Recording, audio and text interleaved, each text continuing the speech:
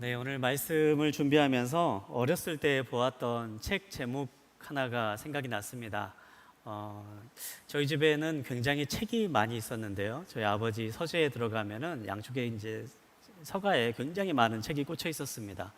네, 그 가운데 유독 지금까지도 생각나는 책 한 권, 그 책의 이름이 있습니다. 잘 사는 것이 최고의 복수다. 라는 제목의 책이 아직까지도 제 기억 속에 남아 있는데요. 사실 제가 이 책을 읽지 않았습니다. 그래서 이 책이 어떠한 내용인지도 알지 모르고요. 그리고 제가 살았던 어린 시절이 그렇게 복수를 꿈꿀 만큼 그렇게 힘든 시절을 살지도 않았습니다. 그런데 이상하게도 이 책의 제목이 생각이 나고 지금도 그때 봤던 그 책 이름이 기억나는 책으로 남아 있는 거죠. 아마 어린 저였지만 그런 제 마음 가운데도 잘 살고 싶다라는 그런 마음이 있기 때문에 그 책에 눈길이 가고 그 책 제목이 아직까지도 기억에 남지 않나 이제 그런 생각을 해보는데요. 여러분 어떠십니까? 우리는 누구나 다 잘 살고 싶습니다. 여러분들도 물론 그러시죠. 잘 살기를 원하고 또 성공한 삶을 꿈꾸며 살아갑니다. 각자가 원하는 목표가 있고 또 방법이 있고 또 각자의 이유가 있지만 우리는 모두가 다 잘 사는 삶을 위해서 또 성공을 위해서 최선을 다해 살아가는 삶을 살아갑니다. 오늘 우리가 함께 나눌 그 말씀의 제목이 저도 성공하고 싶어요 라는 제목을 가지고 함께 말씀을 나누려고 하는데요. 이 제목에서 나와 있는 것처럼 오늘 함께 나눌 그 주제는 성공에 관한 내용입니다. 오늘 우리가 이 성공에 대해서 함께 말씀을 나누면서 우리들이 가지고 있는 성공에 대한 생각들을 한번 돌아보는 시간을 가지려고 합니다. 그리고 또 성경에서는 이 성공에 대해서 어떻게 이야기하는지, 또 성공한 삶을 위해서는 우리가 기억해야 될 것들은 어떠한 것들이 있는지 또 말씀을 함께 나누면서 함께 이 시간을 보내려고 합니다. 함께 우리가 말씀을 나누고 또 성공에 대해서 함께 생각할 때에 우리의 삶의 길이 진정한 성공을 향해서 나아가는 발걸음이 되기를 간절히 소망합니다. 오늘 말씀을 함께 보도록 하겠는데요. 우리가 함께 볼 하나님의 말씀은 시편 37편 4절부터 5절까지 있는 말씀입니다. 시편 37편 4절부터 5절까지 있는 말씀을 우리 한번 한 목소리로 함께 보도록 하겠습니다. 시작. 또한 여호와를 기뻐하십시오. 그러면 그분이 당신 마음의 소원을 이루어 주실 것입니다. 당신의 길을 여호와께 맡기십시오. 또 그분을 신뢰하십시오. 그러면 그분이 이루어 주실 것입니다. 아멘. 한 가지 질문으로 말씀을 시작해 보겠습니다. 여러분 성공하고 싶으시죠? 누구나 다 성공하고 싶어 합니다. 그런데 왜 사람들이 성공을 하고 싶어 할까? 한번 그 이유를 한번 생각해 보신 적 있으십니까? 제가 이 주제를 가지고 함께 이제 곰곰이 묵상하고 생각해 보면서 알게 된 사실이 하나가 있는데요. 사람들이 어떤 일에 성공을 하고 싶다라고 이렇게 느끼는 것은요, 어떠한 목표를 이루고 싶다라는 그러한 마음보다요, 그 마음 가운데에 행복해지고 싶다라는 그런 마음이 있기 때문이다라고 합니다. 어떠한 일을 이루면 행복해질 수 있다라는 마음이 있기 때문에 사람들이 성공을 꿈꾸는 거죠. 사실 예전에는 이게 먹고 살기 힘든 시절에는요, 성공이 생존의 문제였던 시절도 있습니다. 그러나 지금 우리가 살던 시절은 그렇게 생존의 문제로 성공을 생각하지는 않지요. 대부분의 사람들이 어떻게 하면 내 인생이 행복해질 수 있을까? 내가 세상 살아가면서 어떻게 많은 기쁨과 만족을 누리며 살아갈 수 있을까? 이 생각을 가지고 성공하고 싶다라는 마음을 가지고 살아갑니다. 그런데 한번 제가 이 생각을 하면서 한번 주변에 있는 사람들의 이야기 또 많은 신문이나 또 많은 미디어를 통해서 접한 사람들의 이야기, 성공했다라고 하는 그러한 사람들의 이야기를 또 찾아보면서 느끼게 된 것은요, 성공을 하면 행복하다라고 생각하는 사람들의 생각이 있지만 우리가 생각하기에 성공했다라고 하는 사람들의 이야기를 살펴보면 막상 성공이 꼭 행복이다라고 그렇게 생각할 수는 없다라는 것이었습니다. 제 친구 얘기가 생각이 났는데요. 제가 학창 시절에 이제 친하게 지냈던 몇 명의 친구들이 있었습니다. 같이 이제 친하게 지냈던 친구들, 이제 서로 연락도 하고 지냈던 친구들이 있는데요. 그런 친구들 가운데에 한 친구가 유독 굉장히 그 돈을 버는 재주가 있던 친구가 있었습니다. 그래서 대학 다닐 때부터 이 친구가 굉장히 뭐 사업 쪽에 그런 쪽이 굉장히 밝아가지고요. 학교를 졸업하기도 전부터 뭐 벤처 회사를 이제 조그맣게 세우기 시작을 하더니 이제 학교를 졸업하고 나서는 그걸 이제 제법 큰 규모로 이제 성장시킨 겁니다. 그래서 뭐 지금은 뭐 그래도 나름 뭐 중견 뭐 기업 정도 될 정도로 그렇게 좀 잘 나가는 저희 친구들 중에서는 어찌 보면 사회적으로 가장 성공했다는 사람이라고 하는 그러한 친구가 한 명 있는데요. 그런데 그 친구가 어느 날 이제 갑자기 저에게 전화를 한 적이 있습니다. 그러면서 이제 고민이 있어서 전화를 했다라고 이제 저한테 얘기를 하는 거예요. 근데 그 친구의 고민이 무엇인가 이제 들어보니까요. 친구에게 초등학생을 다니는 두 아들이 있다고 합니다. 그런데 큰 아들이 이제 일기장을 우연히 봤는데요. 그 어떤 분들은 이 이야기를 하면은 초등학생 남자아이가 일기를 쓴다는 것에 굉장히 놀라는 분들도 계시는데, 그러는데 이 뭐 굉장히 놀라운 일이죠. 초등학교 남자아이가 이 일기를 쓰는 아이였던 거죠. 그 일기장을 이제 봤는데요. 이제 그런 내용이 써 있다라는 거예요. 아빠는 왜 있는지 모르겠다. 나는 아빠처럼 살고 싶지 않다. 굉장히 충격적인 이 말을 일기장에 썼다라고 합니다. 그러면서 이제 이 친구가 이제 자기 아들이 자신에 대해서 이게 쓴 이야기를 이렇게 보면서 그때부터 굉장히 심한 고민과 갈등이 생기기 시작을 했다라는 거죠.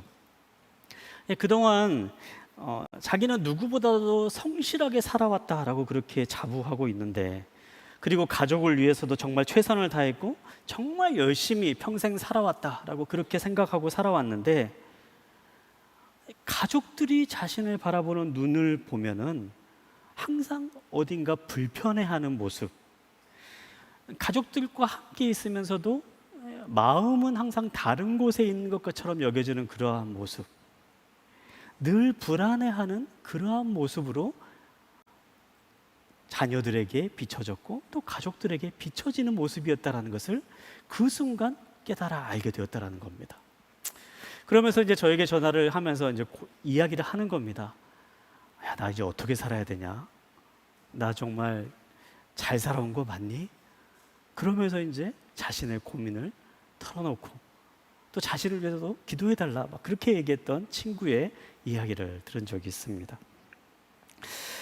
비단 이런 이야기가 제 친구만의 이야기는 아닐 겁니다. 우리가 주변에서 이와 비슷한 이야기들 참 많이 듣곤 하는데요. 사람들이 생각하기엔 충분히 성공했다 여겨지는 사람들, 정말 이렇게 잘 살고 있다라고 여겨지는 그러한 사람들인데, 막상 그들의 삶을 들여다보면은 어딘가 어려움이 있고 문제가 있고 자기 스스로는 행복하지 않다. 나는 뭔가를 많이 이룬 것처럼 사람들은 여기는데 막상 나는 그렇게 만족감이 없다라고 이야기하는 그러한 사람들의 이야기를 우리는 정말 너무나도 익숙하게 많이 듣곤 합니다. 원하는 목표를 이루면 성공할 수 있고 또 원하는 목표를 이루면 행복해질 수 있다라고 생각을 하곤 하는데요. 막상 그 목표를 이루는 순간 사람들이 생각했던 그러한 행복을 느끼지 못하는 그러한 경우가 우리 주변에 참 많이 있다라는 사실이지요. 왜 이런 일이 생겨날까 생각을 해보면서요. 어쩌면 우리가 생각하는 또 우리 사회에서 흔히 생각하는 이 성공이라고 하는 기준이 잘못되기 때문은 아닌가, 그런 생각을 해봅니다. 사람들이 이것을 이루면 행복해질 수 있다라고 생각하는 그 성공의 기준들이 잘못되어 있기 때문에 막상 그것들을 이루었음에도 불구하고 우리의 삶이 행복해지지 않고, 막상 그 성공의 기준들을 충분히 얻었다라고 하지만은 우리의 삶은 여전히 문제가 있는 그러한 삶을 살고 있지 않은가, 우리가 생각하는 성공의 기준이 잘못되어 있지 않나, 그런 생각을 해봅니다. 오늘 이 시간에는 우리가 생각하는 좀 잘못된 성공의 기준들을 먼저 한번 생각해 보는 시간을 가지려고 하는데요. 한번 제가 5개의 단어로, 영어 단어로 이 한번 기준들을 생각을 해봤습니다. 예, P자로 시작하는 5개 단어로 이 우리가 생각하는 잘못된 성공의 기준들을 한번 정리해 봤는데요. 예, 첫 번째로 우리가 가지고 있는 잘못된 성공의 기준은요, 내가 무엇을 가지고 있는가에 따라서 우리가 성공했다라고 생각하는 것입니다. 말 그대로 내가 소유한 것을 가지고 성공의 여부를 판단하는 거죠. 많이 가지면 성공할 수 있다. 많이 소유하면 내가 행복해질 수 있다. 그렇게 생각하는 사람들이 많이 있습니다.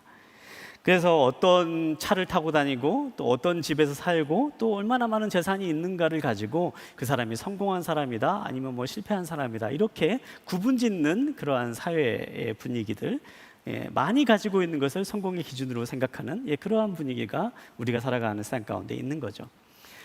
그런데 어떻습니까? 가지고 있는 것으로 누군가를 판단하고 누군가를 가치를 매긴다라는 사실이요, 사실 이것만으로는요 그 사회는 결코 행복한 사회가 될 수가 없습니다. 그렇지요?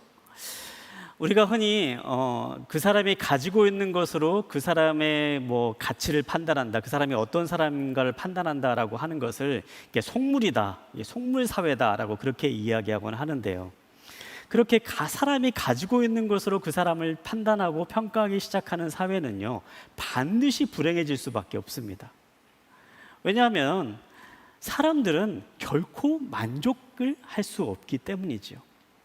이 자리에 계신 모든 분들을 한번 여러분이 가지고 있는, 뭐 그렇게 할 수는 없겠지만요, 여러분이 가지고 있는 모든 재산들을 다 이렇게 공개가 되어서요 그걸 가지고 여러분의 그 뭐 가치를 매긴다, 마치 뭐 진열대에 있는 물건의 가격을 매기는 것처럼 그렇게 가치를 매긴다고 한번 상상해 보시기 바랍니다. 그러면 어떨까요? 여기서 가장 많은 이 가치, 가장 많은 금액이 있는 분은 행복할까요? 그렇지 않죠.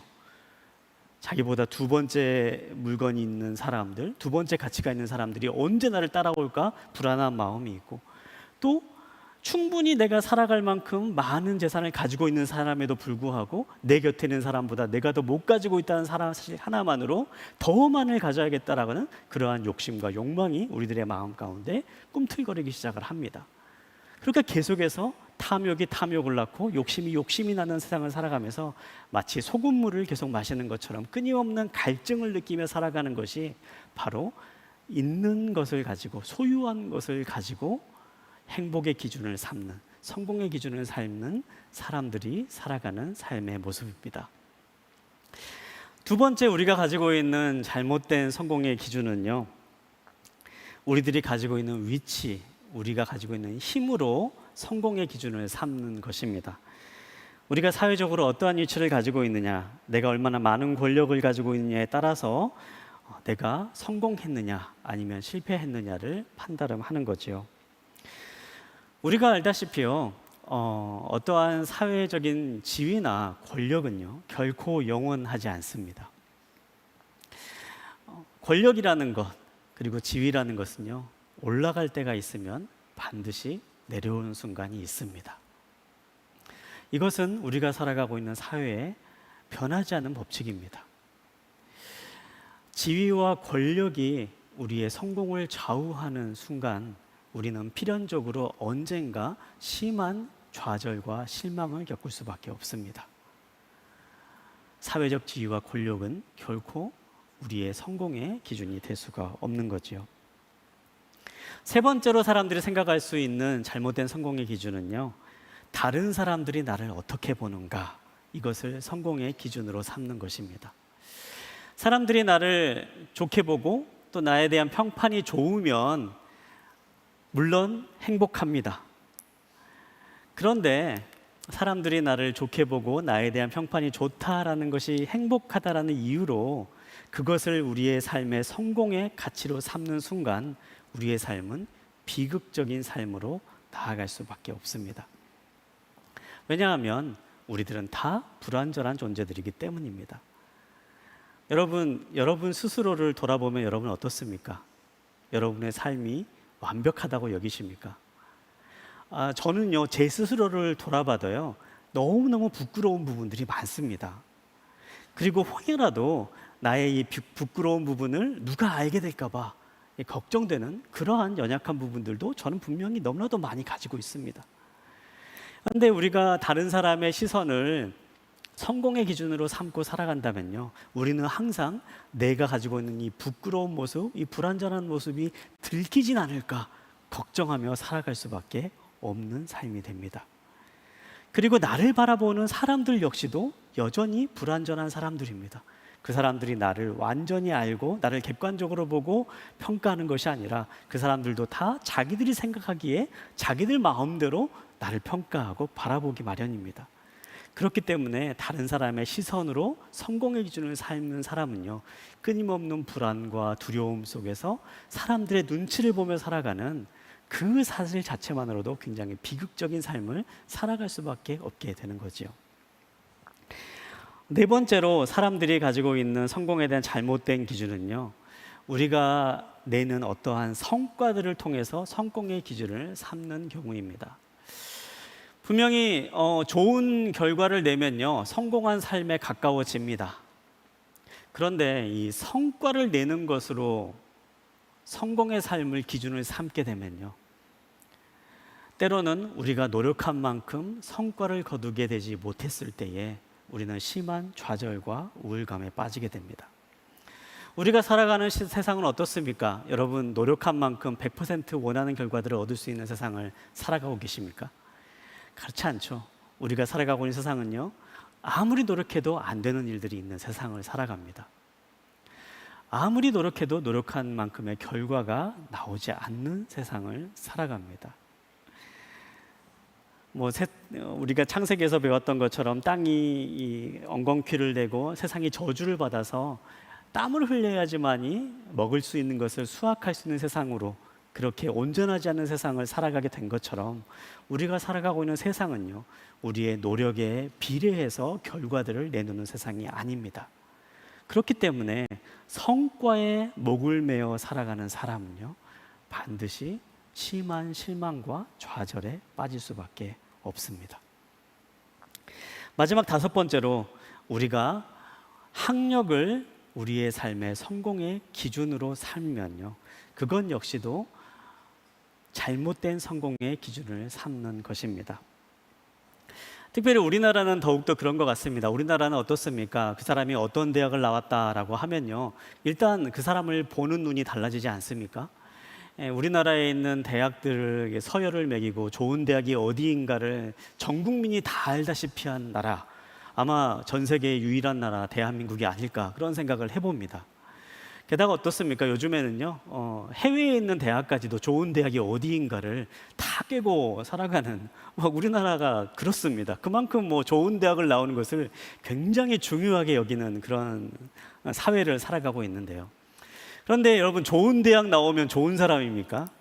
좋은 대학 나오면 공부를 많이 한 사람일 수는 있습니다만, 좋은 대학 나왔다고 해서 좋은 사람은 아닙니다. 그런데 우리가 좋은 대학 나왔다 그러면 그것을 마치 성공의 기준으로 삼고, 그것을 마치 한 사람의 후광으로 삼아서 그 사람이 좋은 사람인 것처럼 그렇게 착각하곤 합니다.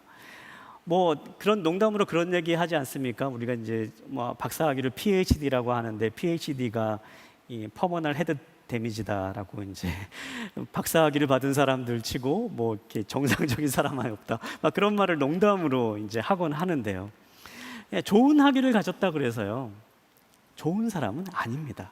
그런데 우리가 좋은 학위를 가진 것을 마치 중요한 성공의 기준인 것처럼 여기면서 살아가고 있다라는 거지요.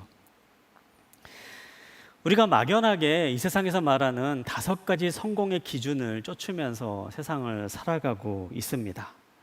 재물이나 또 권력이나 사람들에 대한 평가나 어떠한 성과나 또 학력이나 이러한 것들이 우리들의 성공을 좌지우지하는 것이고, 이러한 것들이 마치 우리들에게 행복한 삶을 주는 것인 양 생각하면서 우리는 이 세상을 살아가곤 합니다. 그러나 이러한 것들을 쫓아 살아가는 삶은 결코 행복으로 이어지지 않습니다. 앞서서 살펴본 각자의 이유가 다 있는 것처럼 영원하지 않는 것들이고 수시로 변하는 것들이고 때로는 그것을 쫓는 것들이 허상을 쫓는 것처럼 이렇게 세상에서 말하는 5가지 성공의 기준들을 쫓아 살아가는 삶에는 분명한 행복을 찾을 수가 없습니다. 사랑하는 여러분, 여러분은 무엇을 쫓아 살아가고 있으십니까? 여러분의 마음 가운데에 내가 이루고 싶은 어떠한 목적이 있습니까? 한번 이 시간 그 목적들을 다시 한번 생각해 보시기 바랍니다. 이것만 있으면 내가 정말 행복해질 것 같다라고 생각하는 그러한 목적들이 과연 진정으로 나의 삶에 행복을 가져다 줄 수 있는 것인가? 지금 이 순간에 여러분의 삶의 목적을 한번 돌아보십시오. 사랑하는 여러분, 우리가 그렇기 때문에 우리가 세상에서 말하는 성공의 목적을 쫓는 삶이 아니라 그것을 돌아보고 성경에서 말하는 삶의 목적을 함께 생각해 보는 시간을 갖고자 합니다. 세상에서 말하는 성공의 기준들은요, 다 불완전한 것들입니다. 상황이 바뀌고 환경이 바뀌면 얼마든지 변화될 수 있는 것이고 때로는 있다가도 없어지는 그러한 것들입니다. 하지만 이 시간 함께 나누고자 하는 하나님의 말씀은 영원히 변하지 않는 진리입니다.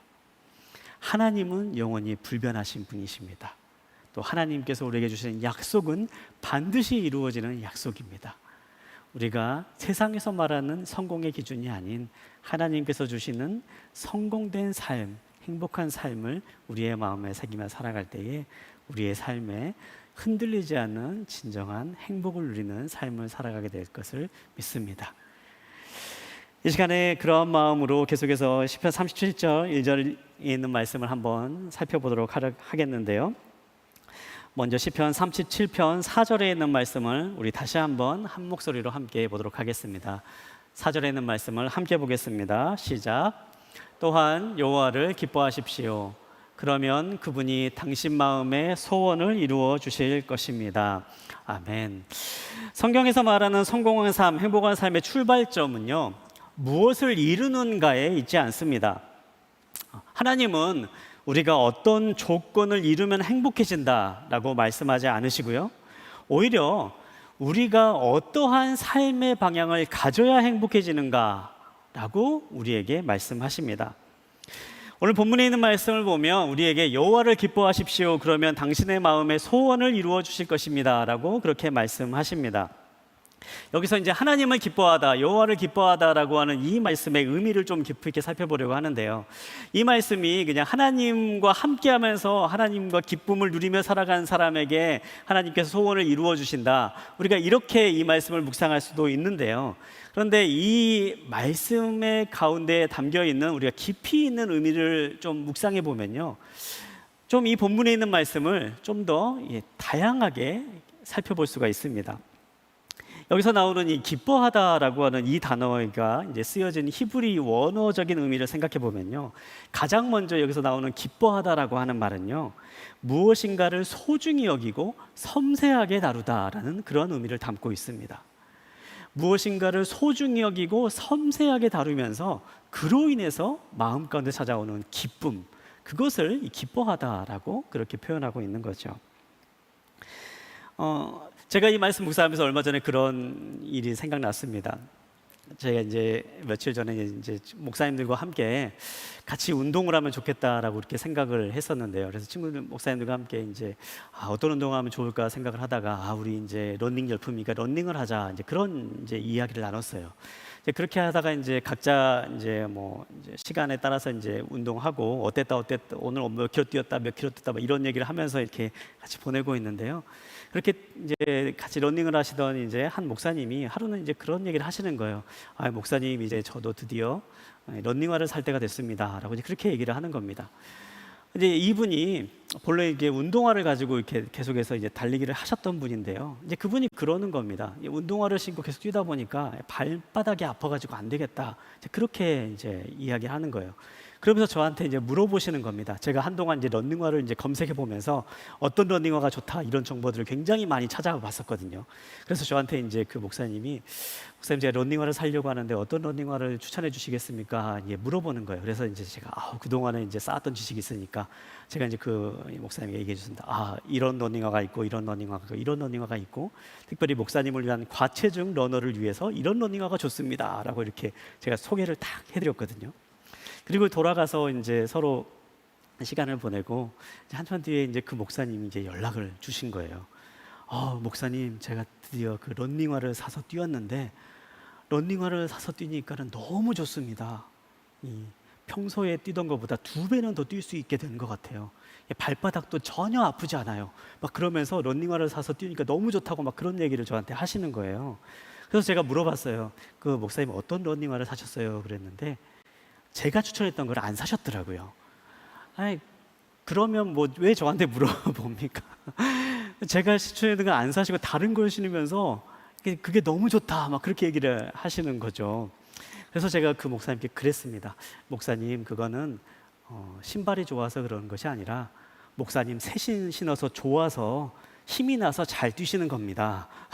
제가 이제 목사님께 이제 그렇게 이제 농담으로 얘기했던 적이 있습니다. 여러분 어떻습니까? 여러분 뭐 좋아하는 물건이 있으면요, 여러분 뭐 어떤 좋아하는 물건을 새로 사거나 그러면요, 그 물건을 보고만 있으면 좋지 않습니까? 그렇죠? 특별히 남자분들 뭐 전자기기 좋아하시는 분들은요, 전자기기 새로 사면은 그 기기 보고만 있어도 정말 좋습니다. 우리 여성분들 어떤 분들은 뭐 이제 신발을 좋아하시는 분들도 있고 옷을 좋아하시는 분들도 있고 뭐 핸드백을 좋아하시는 분들도 있고 정말 좋아하는 물건 새 것을 사서 보면요, 그거를 보는 순간부터 기분이 좋아집니다. 그러면서 어때요? 애지중지하고 소중하게 여기고 계속해서 보고 싶고 계속해서 그것들과 함께 하고 싶은 그런 마음이 들지 않습니까? 그러면서 자연스럽게 기쁜 마음이 마음 가운데 드는 거죠. 오늘 본문에서 말하는 여호와를 기뻐하다, 하나님을 기뻐하다라는 것, 어찌 보면 제가 하나님을 물건으로 비유해서 좀 죄송스럽긴 하지만요, 그런 마음입니다. 우리가 하나님을 사랑하고요, 하나님을 소중히 여기고 우리의 마음이 하나님을 향해 있으면 우리의 모든 생각과 우리의 모든 마음이 하나님을 향해 고정되어 있으면 우리들의 마음 가운데 그 하나님으로 인하여서 자연스럽게 생겨나는 기쁨이 있게 됩니다. 우리들의 생각이 고정되고 우리들의 마음이 하나님께 고정되어 있을 때, 하나님을 정말 소중히 여기는 마음이 있을 때에 우리들의 마음에 기쁨이 솟아나는, 그래서 하나님으로 기뻐하는 삶을 살아가면 이후에 나와 있는 말씀처럼 하나님께서 당신의 마음의 소원을 이루어 주십니다 라고 그렇게 말씀하는 것입니다. 우리들의 마음의 방향을 말씀하고 있는 거죠. 우리들이 어떠한 곳을 바라보고 있느냐, 무엇을 향해 우리가 고정되어 있느냐, 바로 그것을 성경은 이야기하고 있는 것입니다. 사실 여러분, 우리가 세상을 살아가면서 어떠한 일을 할지라도요, 우리들의 마음이 하나님을 향해 있고 우리들이 항상 하나님을 생각하고 있으면 우리들의 삶의 모든 것들을 하나님께서는 이루어 주십니다. 우리들의 시선이 계속 하나님을 향해 있고 하나님을 향해 나아가는 마음으로 고정되어 있으면요, 하나님은 우리의 삶에 있는 소원들을 이루어 주시는 분이십니다. 그러한 삶을 살았던 성경의 한 인물이 있습니다. 오늘 우리가 함께 본 시편 37편을 지은 다윗이라고 하는 사람의 이야기인데요. 다윗은 이스라엘의 왕으로서 가장 사랑받는 왕으로서 오늘날까지도 기억되는 위대한 성경의 인물입니다. 그런데 다윗이라는 사람을 살펴보면요, 그 사람은 일평생 하나님을 향해 마음을 두고 있고 하나님을 전심으로 사랑하는 사람이었음을 보게 됩니다. 그래서 하나님은 그 다윗을 귀하게 사용하시고 귀한 일을 맡기시고 또 많은 사람들의 사랑을 받는 그러한 왕으로 삼으셨던 것이죠. 다윗의 일생을 살펴보면요, 다윗의 삶에도 굉장히 어려웠던 순간들이 있습니다. 특별히 다윗의 전대왕이었던 사울 왕으로부터 누명을 쓰게 되고 목숨의 위협을 받으면서 10여 년 동안 쫓겨 살던 시절이 성경에 나옵니다. 그런데 그렇게 쫓겨 살던 시절 가운데에 다윗에 겪고 있던 모든 위기를 한순간에 극복할 수 있는 절호의 기회가 성경에 나옵니다. 사무엘상 24장에 있는 말씀에 그런 내용들이 나오는데요. 하루는 다윗이 광야에서 자신을 쫓는 사울 왕을 피해서 도망다닐 때에 어떤 한 동굴에 숨어서 자신의 수하들과 함께 숨어서 사울을 피하려고 했던 순간이 있었습니다. 그런데 그때 사울이 다윗과 다윗의 일행들이 숨어있던 그 동굴에 들어오는 겁니다. 옆에 많은 수하들을 거느리지 않은 채 그렇게 동굴에 들어오는 거죠. 그 순간 다윗이 마음 먹었으면 이 사울을 바로 그 자리에서 죽일 수 있는 절호의 기회였습니다. 그리고 주변에 있는 많은 수하들이 동시에 이렇게 이야기합니다. 다윗이여, 지금 바로 하나님께서 이 기회를 주셨습니다. 지금 바로 이 사울을 죽이고 당신이 이스라엘의 왕이 될 수 있는 절호의 찬스입니다 라고 그렇게 다윗을 계속해서 부추기는 상황이 일어납니다. 그런데 그 순간 다윗은 어떻게 합니까? 그 순간 다윗은 사울을 죽이지 않습니다. 다윗이 이렇게 이야기하죠. 하나님께서 세운 사람을 내 손으로 죽일 수는 없다. 그렇게 이야기하면서 사울 왕의 옷자락만을 베었다라고 성경은 기록하고 있습니다. 다윗의 인생의 목표가 만약에 왕이 되는 것이었다면 바로 이 순간 다윗은 기꺼이 사울을 죽여야 했습니다. 다윗이 보기에, 누구나 보기에 바로 이 순간은 왕이 될 수 있는 가장 절호의 순간이었습니다. 바로 이 순간 사울을 죽이면 다윗은 왕이 될 수 있는 기회를 빨리 얻을 수 있게 되겠죠. 그러나 다윗은 그 순간에 자신이 왕이 되고자 하는 것을 삶의 목적으로 삼지 않습니다. 다윗은 그 순간에도 하나님을 향해서 자신의 마음을 고정하고 있었던 것이지요. 그렇기 때문에 하나님께서 원하지 않은 일을 내가 할 수 없습니다 라고 그 순간에 이야기했던 것이죠. 사랑하는 여러분, 여러분이 어떠한 삶의 자리에 있던 그것은 중요하지 않습니다. 여러분이 어떤 직업을 가지고 있고 지금 어떠한 일을 하고 있건 그것은 중요한 문제가 아닙니다. 중요한 것은 어떠한 자리에 있건 우리들이 하나님을 향해 있고 우리들의 마음이 하나님께 고정되어 있고 우리들의 생각이 하나님을 향한 사랑의 마음으로 고정되어 있으면 하나님 우리의 삶의 모든 것들을 이루어 주십니다. 예수님께서는 이렇게 말씀하십니다. 마태복음 6장 33절에 있는 말씀인데요. 마태복음 6장 33절에 이렇게 말씀하십니다. 오직 너희는 먼저 그의 나라와 그의 의를 구하라. 그러면 이 모든 것도 너희에게 더해 주실 것이다. 우리가 마음의 중심을 하나님을 향해 있고 하나님의 뜻에 우리의 마음을 둘 때에 하나님 우리의 삶의 모든 것들을 채워주십니다. 그렇기 때문에 세상에서 말하는 5가지 기준을 쫓아 살아가려고 하지 마십시오. 5가지 기준이 분명 우리의 삶을 더욱더 좋게 만들어줄 수는 있지만 그것이 삶의 목적이 아닌 하나님을 향한 마음이 우리의 삶의 중심에 있을 때 모든 것들을 더해 주시는 하나님의 손길과 하나님의 은혜를 누리게 될 것입니다. 그것을 기억하며 살아가는 저와 여러분 되시기를 바랍니다. 계속해서 또 말씀을 읽도록 하겠는데요. 5절에 있는 말씀 함께 보도록 하겠습니다. 5절에 있는 말씀을 함께 보겠습니다. 시작. 당신의 길을 여호와께 맡기십시오. 또 그분을 신뢰하십시오. 그러면 그분이 이루어 주실 것입니다. 성경에서 제시하는 두 번째 성공의 방법은요, 더 세게 붙잡는 것이 아니라 맡기고 신뢰하라라는 것입니다. 오늘 본문에 있는 말씀을 보면 하나님께 맡기라라고 이야기합니다. 그리고 그분이 이루어 주실 것이다 라고 그렇게 말씀하고 있죠. 여기서 맡기다라고 하는 이 단어는요, 원어적인 의미에서 굴리다라고 하는 그런 의미를 가지고 있습니다. 이런 겁니다. 우리가 지고 있는 어깨에 무거운 짐들, 무거운 돌과 같은 것을 하나님께 굴려서 넘겨라. 그것을 맡기다라고 하는 말로 이렇게 표현하고 있는 거죠. 무거운 짐을 굴려서 하나님께 넘기는 것, 그것을 맡기는 삶이다라고 말씀합니다. 우리들이 살아가는 인생을 묘사하는 많은 이야기들 가운데요, 그리스 신화의 시지프스의 신화, 시지프스의 이야기라는 게 있습니다. 이 시지프스라고 하는 이 사람이 고대 그리스 고린토스시를 건설한 이 시조왕이라고 불리는 사람인데요. 이 사람이 굉장히 영리하고 유능한 그러한 사람이었습니다. 굉장히 지혜가 있고 꾀가 많은 능력 있는 사람이었는데요. 그런데 이 사람이 얼마나 꾀가 많은 사람이었는지 당시에 있는 이제 신화 속에 나오는 신들에게 도전도 하고 또 신들을 곤란하게도 만드는 그러한 함정들을 여러 차례 이제 파놓고 신들을 골탕 먹이는 일을 하기도 합니다. 그런데 이제 그러한 모습을 보면서 이제 당연히 신들이 이제 분노를 하게 되죠. 그래서 이 시지프스에게 이제 형벌을 내리게 되는데요.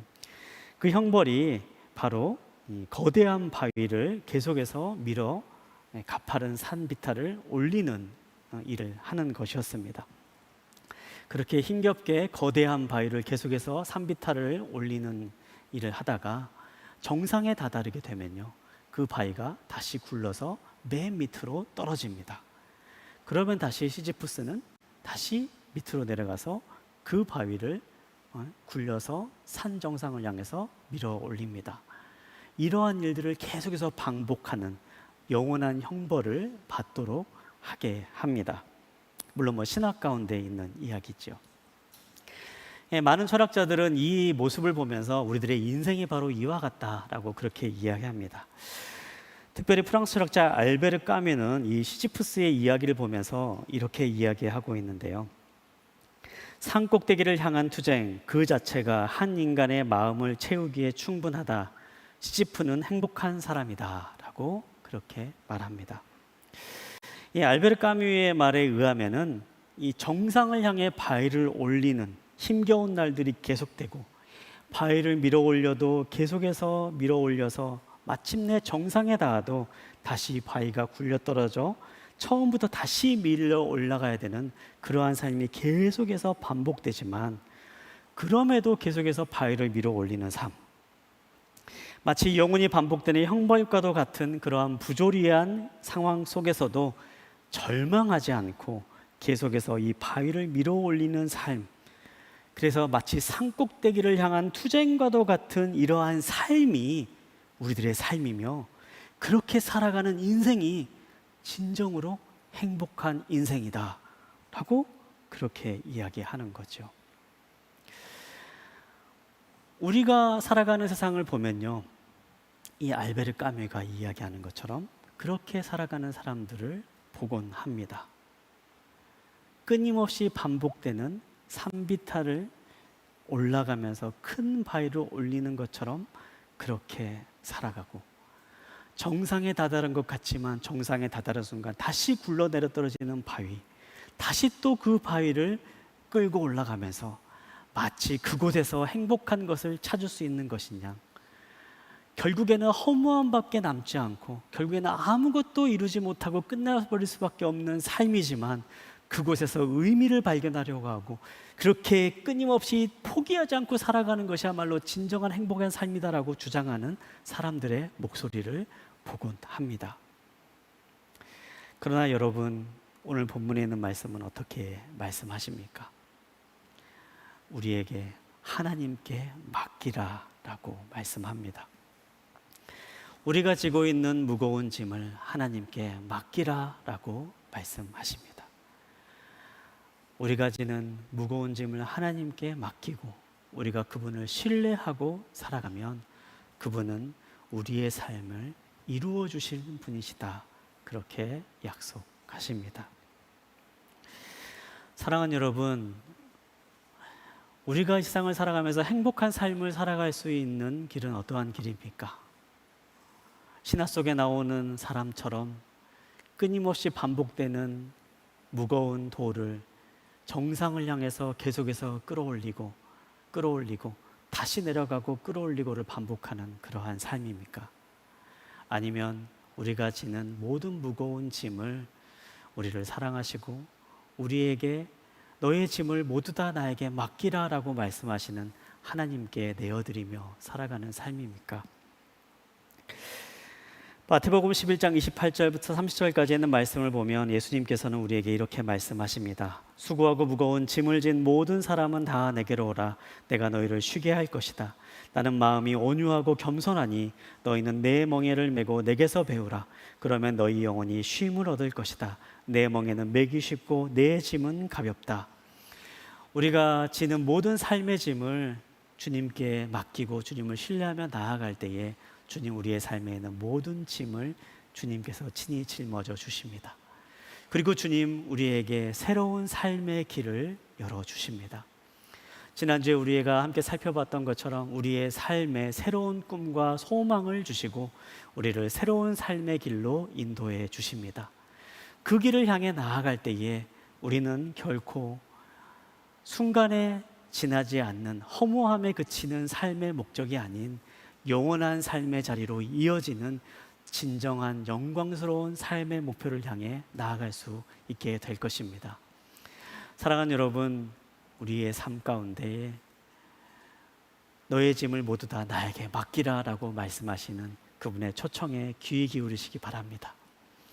그리고 우리의 시선을 그분께 고정하시기 바랍니다. 하나님을 기뻐하고 또 하나님께 우리의 모든 짐을 맡기며 주님을 신뢰하며 나아갈 때에 주님 우리의 삶을 새로운 삶의 길로 인도해 주시고 우리의 삶의 모든 소원들을 이루어 주시고 하나님으로부터 오는 놀라운 축복을 누리는 삶을 살아가게 하실 것입니다. 하나님이 주시는 그 기쁨의 길을 향해 걸어 나아가는 진정한 성공의 삶을 누리며 행복한 삶의 길을 맛보는 이 자리에 계신 모든 믿음의 식구들 되시기를 주님의 이름으로 축복합니다.